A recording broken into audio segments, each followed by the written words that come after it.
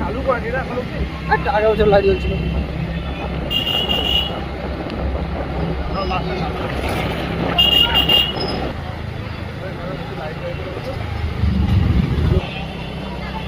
ছেলেদের তো আমি ভাবলে হবে, এরা তো চাই বিবাহিত মেয়েরা বেশি চায়। মেয়েদের দেখলাম ঠিক আছে না, নিজে থেকে আরো বেশি টানবে বুঝলে।